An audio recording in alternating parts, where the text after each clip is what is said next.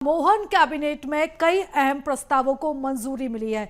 Deputy CM Rajendra Shukla ने फैसलों को लेकर जानकारी दी। तो आज कैबिनेट की इस बैठक हुई।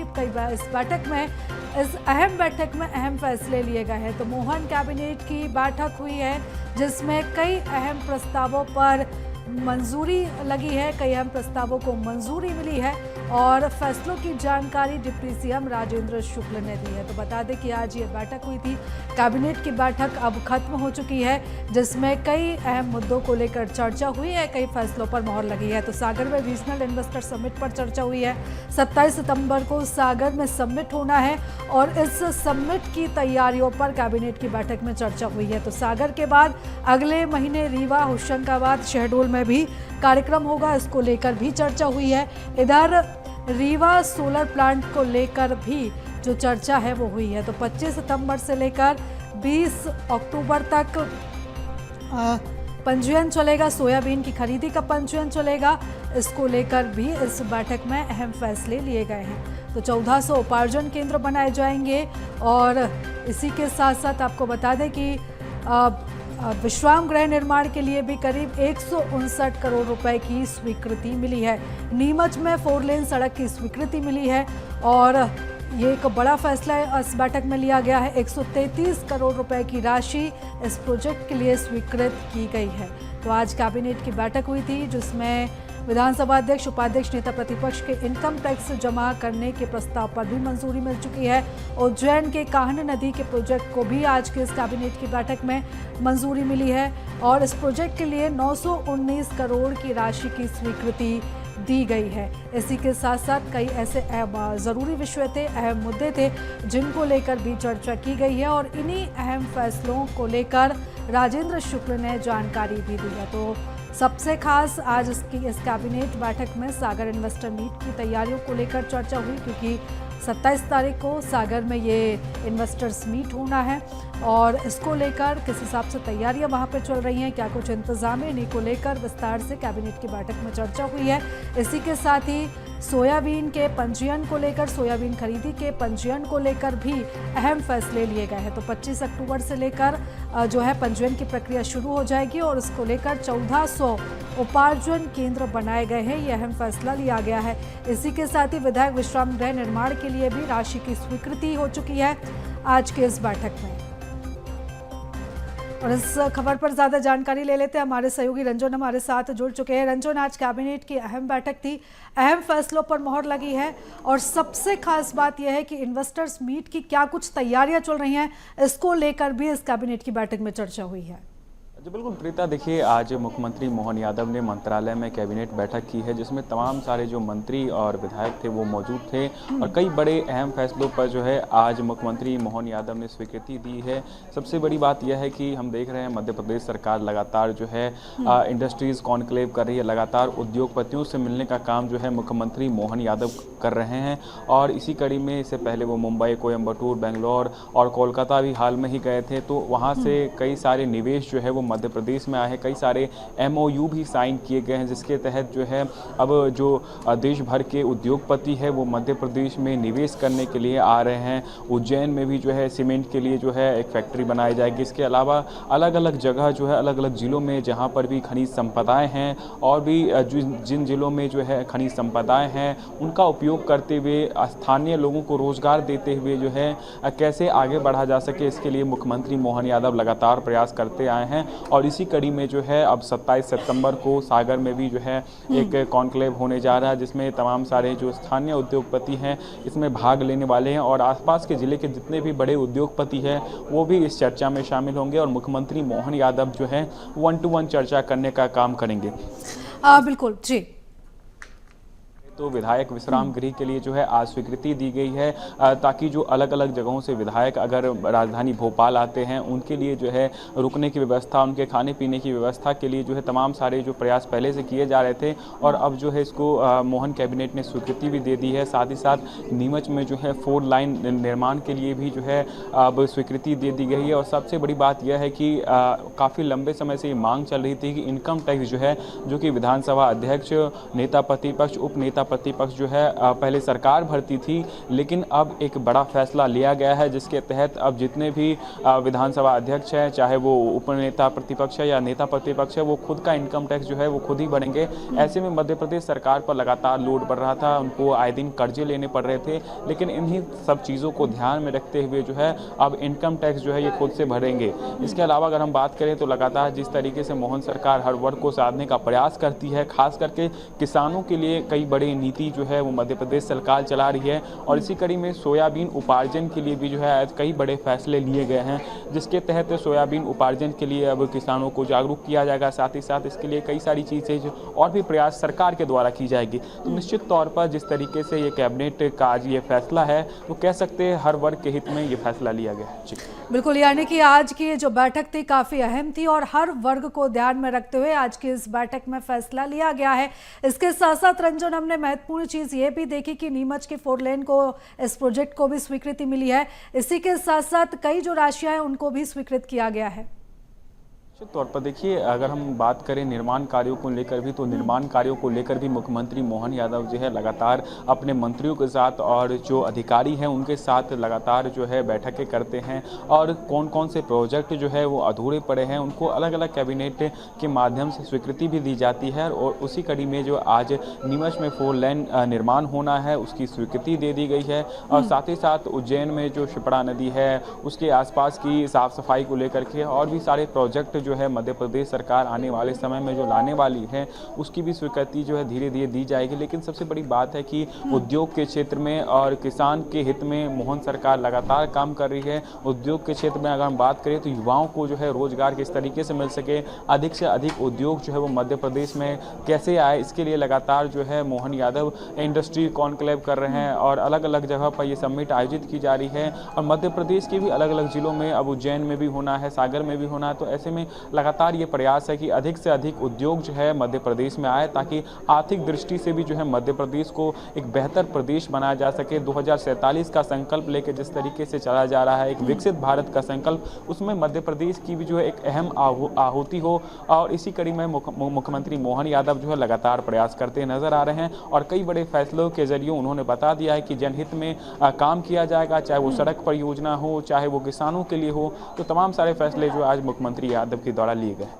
बिल्कुल, यानी कि काफ़ी अहम फैसले आज के इस बैठक में लिए गए हैं। लेकिन अगर हम इस पूरी कैबिनेट की बैठक की अगर आज की बात करें तो इसके साथ विकास कार्यों को जो मंजूरी है वो है, निर्माण कार्य जो अधूरे पड़े हुए थे उनके पूरा करने को लेकर भी जो राशि है वो स्वीकृत हुई है।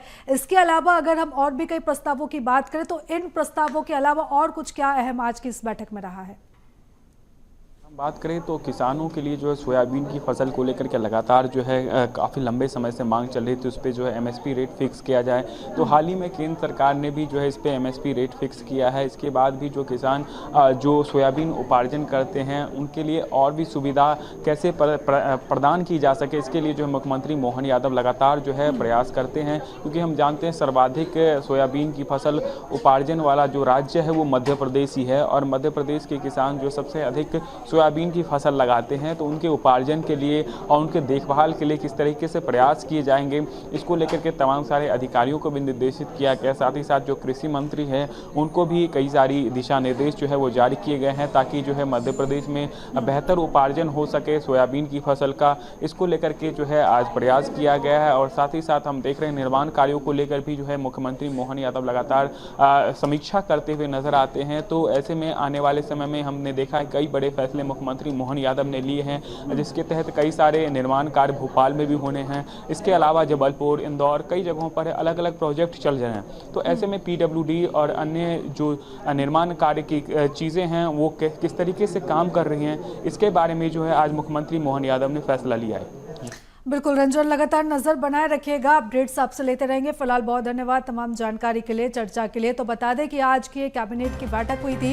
कैबिनेट की बैठक में कई अहम फैसले लिए गए हैं। तो बता दें कि सबसे बड़ा फैसला किसानों के लिए लिया गया है। सोयाबीन खरीदी को लेकर आज की इस बैठक में फैसला लिया गया है। इसी के साथ साथ जो अधूरे विकास कार्य हैं उनको पूरा करने को लेकर भी जो राशि है वो स्वीकृत की गई है। इसी के साथ साथ इनकम टैक्स जमा कराने के प्रस्ताव पर भी आज की इस कैबिनेट बैठक में इस प्रस्ताव को भी मंजूरी दी गई है। उज्जैन के कान नदी प्रोजेक्ट को भी मंजूरी दी गई है और इसको लेकर 919 करोड़ की राशि की स्वीकृति कैबिनेट की तरफ से आज दी गई है। इसी के साथ साथ सागर में होने वाले रीजनल इन्वेस्टर समिट पर भी चर्चा की गई है, क्योंकि 27 सितंबर को सागर में समिट होना है। समिट की तैयारियों पर चर्चा की गई है। तो सागर के बाद अगले महीने रीवा, होशंगाबाद, शहडोल में भी अब जो समिट होना है उसको लेकर भी आज की इस बैठक में चर्चा हुई है। इन्वेस्टर समिट सागर में 27 सितंबर को होने जा रहा है। जैसा कि आप सब जानते हैं कि औद्योगिक निवेश को बढ़ाने के लिए, आकर्षित करने के लिए मुख्यमंत्री जी रीजनल इन्वेस्टर समिट कर रहे हैं संभागीय मुख्यालयों में, जिससे कि उस रीजन में कि कौन सी इंडस्ट्रीज़ का पोटेंशियल है उसको इन्वेस्टर समझ सकें, डिस्कशन हो और उसके बाद फिर रीजन वाइज इन्वेस्टमेंट होगा तो पूरे मध्य प्रदेश में औद्योगिक क्रांति लाने में मदद मिलेगी। तो 27 सितंबर को जो सागर में इंडस्ट्रियल समिट होने वाला है उसके तैयारी में पिछले दिनों मुख्यमंत्री कलकत्ता गए थे और कलकत्ता में अभी तक का सबसे अच्छा रिस्पांस उन्होंने देखा। मध्य प्रदेश में जो रिन्यूएबल एनर्जी के क्षेत्र में काम हुआ है उसकी बड़ी सराहना हुई है। चाहे वो रीवा का सोलर प्लांट हो 750 मेगावाट का, जिससे दिल्ली की मेट्रो चलती है, चाहे ओंकारेश्वर में फ्लोटिंग सोलर प्लांट का जो एक बहुत ही इनोवेटिव पहल रही है उसकी भी बड़ी तारीफ हुई है। और पिछले वर्षों में जिस तेज़ी से रिन्यूएबल एनर्जी में यहाँ पर काम हुआ है, आने वाले 2 वर्षों में लगभग उतना ही क्वांटम हमारे प्रदेश में जंप होने वाला है। चाहे वो सोलर प्लांट हो, चाहे वो विंड एनर्जी हो, चाहे वो मिनी हाइडल प्लांट्स हो, इस मामले में भी वहाँ पर मध्य प्रदेश की उपस्थिति दर्ज हुई है। ये भी हम सबके लिए बड़ी आज कैबिनेट में सोयाबीन उपार्जन की नीति को मंजूर किया गया है। जैसा कि आप जानते हैं कि भारत सरकार ने इसका समर्थन मूल्य 4,892 रुपये घोषित किया है और कैबिनेट ने ये तय किया है कि 25 सितंबर से 20 अक्टूबर तक किसानों का पंजीयन होगा और 25 अक्टूबर से 31 दिसंबर तक इसकी खरीदी होगी। 1400 उपार्जन केंद्र बनाए जाएंगे। एमपी वेयर हाउसिंग कॉरपोरेशन से उसके भंडारण के लिए बातचीत करके और उनका भंडारण सुनिश्चित किया जाएगा। मार्कफेड के द्वारा इसका उपार्जन होगा और पहली बार मध्य प्रदेश में सोयाबीन का उपार्जन भारत सरकार ने स्वीकृति दे दी है, लगभग 13.68 मैट्रिक टन। नीमच जिले में एक महत्वपूर्ण सड़क 4 लेन की स्वीकृति कैबिनेट ने दी है। नीमच में एक बाईपास बन के तैयार था, वो 4 लेन था, लेकिन अंदर का मार्ग जो था नीमच शहर तक का 16 किलोमीटर का, वो 2 लेन था और शहर का आवागमन के कारण और बढ़ते हुए वाहनों के कारण इसको 4 लेन बनाने का निर्णय हुआ है और इसमें 133 करोड़ रुपए मध्य प्रदेश सड़क विकास निगम द्वारा जो प्रस्ताव दिया गया है उसकी मंजूरी आज कैबिनेट ने दी है। वो उस इलाके के लिए महत्वपूर्ण इंफ्रास्ट्रक्चर साबित होगा। उज्जैन में जिले की कान नदी पर कान डायवर्जन क्लोज डक्ट परियोजना की भी रिवाइज्ड सैंक्शन आज कैबिनेट ने दिया है, पुनरीक्षित प्रशासकीय स्वीकृति। मूल रूप से यह योजना पहले 479 करोड़ की थी, जो अब बढ़ के 919 करोड़ हो रही है। इस योजना में एक महत्वपूर्ण काम निर्णय मतलब पक्ष ये है कि क्षिप्रा नदी जो सिंघस जहाँ होता है और जहाँ पर देश और दुनिया के लोग आते हैं, तो क्षिप्रा नदी में कान नदी का पानी मिलने से ये सभी के मन में था कि उसका प्रदूषण होता है। तो अब ये जो रिवाइज हुआ है, इससे इस कान नदी को डाइवर्ट करके और ले जाके और गंभीर नदी में मिलाएंगे, जहाँ पर वो डैम बना है उसके नीचे डाउन स्ट्रीम में, जिससे कि गंदा पानी आने की तमाम जो संभावना है वो समाप्त हो जाएगी और नदी से नदी जोड़ने का भी मार्ग, क्योंकि आगे वो जो ड्राइनेस है वो कान नदी से जाके गंभीर नदी के सूखेपन को भी समाप्त करेगी। तो 2 पर्पज़ इससे पूरे हो रहे हैं और क्षिप्रा को निर्मल रखने में भी मदद मिलेगी। विधानसभा अध्यक्ष और उपाध्यक्ष, जैसा कि आप सबको मालूम है कि मध्य प्रदेश सरकार के जितने मंत्री हैं उन्होंने अब उनका इनकम टैक्स जो पहले शासन की ओर से भरा जाता था, अब वो मंत्री स्वयं अपना इनकम टैक्स भरेंगे, ये निर्णय हो चुका था। आज के कैबिनेट ने विधानसभा के अध्यक्ष, उपाध्यक्ष और नेता प्रतिपक्ष तीनों का इनकम टैक्स वे स्वयं भरेंगे। ये आज प्रस्ताव जो आया था उन्हीं की तरफ से आया था विधानसभा में। आपको ध्यान होगा कि अध्यक्ष जी ने भी कहा, फिर उपाध्यक्ष जी ने भी कहा, फिर नेता प्रतिपक्ष जी ने भी कहा। आज कैबिनेट ने उसको